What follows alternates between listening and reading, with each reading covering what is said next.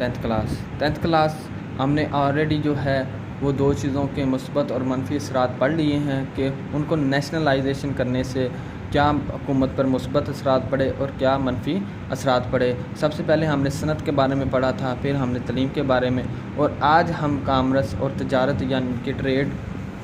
کے شعبہ میں جو مثبت اور منفی اثرات تھے ان کے بارے میں پڑھنے جا رہے ہیں۔ تو سب سے پہلے جو مثبت اثرات تھے جو ہے وہ تجارت کے، وہ کیا تھے؟ وہ کہتا ہے صنعتوں کے حکومتی تحویل میں آنے سے صنعتی پیداوار میں اضافہ ہوا، یعنی کہ وہ پروجیکٹ بھی چلنا شروع ہو گئے جو بند پڑے تھے صنعتی تحویل میں آنے کے بعد۔ پھر دوسرا جو ہے بھٹو حکومت نے صنعتوں کو فروغ دینے کے لیے مشینری، صنعتی خام مال کی درآمدات کی حوصلہ افزائی کی، یعنی کہ اس نے کہا کہ جو صنعتوں کو فروغ یعنی صنعتوں کو پروموٹ کرنے کے لیے اس نے جو امپورٹ ہے جو خام مال کی وہ بڑھا دی، ٹھیک ہے، تاکہ ملک کی جو ہے ترقی زیادہ ہو سکے۔ اس سے ملک ترقی کی راہ پر گامزن ہوا، پاکستان کا توازن تجارت بہتر ہوا، یعنی کہ اس سے کیا ہوا، جو پاکستان کی ٹریڈ ہے نا وہ تھوڑی سی امپروو ہوئی۔ تھرڈ پوائنٹ جو ہے وہ کہہ رہا ہے یعنی برآمدات میں اضافہ، یعنی کہ جو ہماری ایکسپورٹ ہیں ان میں بھی اضافہ ہوا، سبزیاں پیاز وغیرہ بھی ہم ایکسپورٹ کرنے لگے، برآمد کرنے لگے۔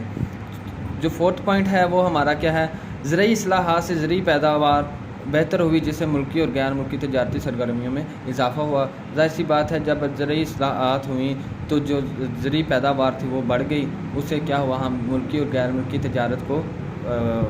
فروغ ملنے لگا اور ملکی غیر ملکی تجارت بڑھ گئی۔ یہ آپ نے پوائنٹ کو بڑے آسان ایزی وے میں یاد کرنا ہے، کسی بھی ڈیفیکلٹی کا سامنا ہو تو مجھے پوچھ لینا ہے۔ دین ہے منفی نیگیٹو امپیکٹ آف کامرس اور تجارت۔ کہہ رہا ہے افراط زر ہونے سے تنخواہ دار طبقہ متاثر ہوا، یعنی کہ جو افراط زر ہونے سے کیا ہوا، یعنی کہ جو اتنی زیادہ جو لوگ تھے وہ ہر جگہ پہ آ گئے، ان کی وجہ سے تنخواہ دار طبقے کو کیا ہوا، متاثر ہونا پڑا۔ روپے کی قدر کم ہونے سے برآمدات میں تو اضافہ ہوا لیکن مہنگائی میں بھی اضافہ ہو گیا۔ کہتا ہے جو برآمدات جو ہماری جو ایکسپورٹ ہے اس میں تو جو ہماری امپورٹ ہے وہ تو بڑھ گئی، لیکن کیا ہوا، اس سے کیا ہوا، امپورٹ بننے سے ہمارا کیا ہوا، جو ہماری مہنگائی بھی وہ بھی زیادہ ہو گئی۔ دین ہے سیکنڈ پوائنٹ، سامان تعیش کی درآمد بڑھی، مشینری کے درآمدی اخراجات میں اضافہ ہوا، جس سے توازن ادائیگی متاثر ہوا،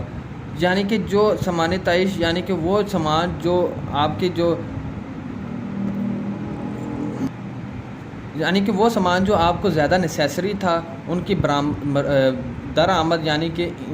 امپورٹ جو ہے وہ بڑھ گئی، یعنی کہ مشینری جو ہے وہ ہم نے بہت زیادہ باہر سے منگوائی اور بہت ساری دوسری چیزیں جو ہم نے بہت زیادہ باہر سے منگوائی، اس میں کیا ہوا، جو ہمارے جو اخراجات ہیں ان میں اضافہ ہو گیا۔ ظاہر سی بات ہے باہر سے چیزیں آئیں گی تو ہمارا پیسہ لگے گا، جس سے ادائیگی توازن متاثر ہوا، یعنی کہ پھر ہمیں پیسے دینے میں مشکل آئی۔ تیسرا، جو ملکی خزانے پر بوجھ پڑنے سے زر مبادلہ کے محفوظ ذخائر کم ہونے لگے، یعنی کہ اتنا زیادہ بوجھ پڑ گیا ملکی ذخائر پہ، یعنی کہ ہر دوسری چیز جو نیشنلائزیشن کرنے سے کیا ہوا، ملکی ذخائر کو اپنے ملکی جو ہمارا بینک ہے اس کو اپنے پاس سے پیسے دینے پڑے، اور اس کی وجہ سے جو ہمارے جو پیسے ہیں وہ آہستہ آہستہ کم ہونا شروع ہو گئے اور جو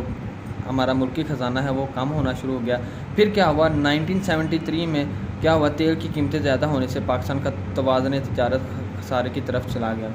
یعنی کہ تیل کی قیمتیں اتنی بڑھ گئیں کہ جو انہوں نے امپورٹ کی ہوئی چیزیں تھیں نا ان کی وجہ سے ان کو زیادہ ٹیکس پے کرنا پڑا اور کیا ہوا، ان کو خسارے کا سامنا کرنا پڑا۔ تو یہ ساری چیزیں ہیں بچے، ان کو آپ نے بڑے غور سے سننا ہے، آپ نے ان کو ٹینشن سے نہیں پڑھنا، چھوٹے چھوٹے پوائنٹ ہیں جو آپ کو بڑی پہلے سے پتہ ہیں اور آپ ان چیزوں کے بارے میں جانتے بھی ہیں۔ پھر بھی کوئی کوشچن ہو لازمی پوچھیں۔ اللہ حافظ ناصر۔